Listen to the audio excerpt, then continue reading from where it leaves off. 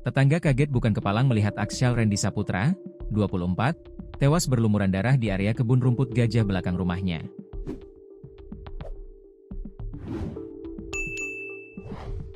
Peristiwa ini terjadi di Duku Sekuping, Desa Tubanan, Kecamatan Kembang, Kabupaten Jepara pada Minggu, 30 November 2025, pagi.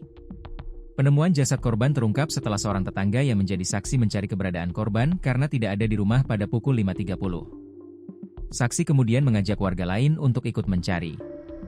Saat menyisir area belakang rumah, mereka menemukan ceceran darah. Hal itu kemudian membuat dua saksi lemas dan tidak mampu melanjutkan pencarian. Upaya pencarian dilanjutkan oleh dua saksi lainnya.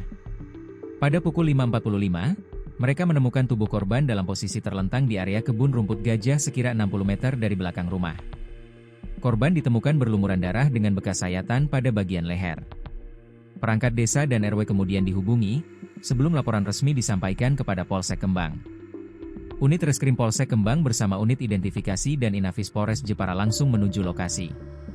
Kasat Reskrim Polres Jepara, AKP M. Faizal Wildan Umarela menyebut, pihaknya telah melakukan olah tempat kejadian perkara, TKP, serta pemeriksaan awal. Pada pukul 8.15, tim Inafis Polres Jepara tiba di lokasi penemuan jasad. Mereka melakukan olah TKP dan pengumpulan bukti untuk memastikan penyebab kematian korban. Hingga berita ini tayang di tribunjateng.com, Satreskrim Polres Jepara masih melakukan autopsi untuk memastikan penyebab kematian. Polisi belum menyimpulkan apakah kasus ini merupakan tindak kriminal, kecelakaan, atau penyebab lainnya. Kasus ini kini menjadi perhatian publik Desa Tubanan. Warga berharap polisi segera mengungkap motif dan kronologi lengkap tewasnya Aksyal Rendi Saputra.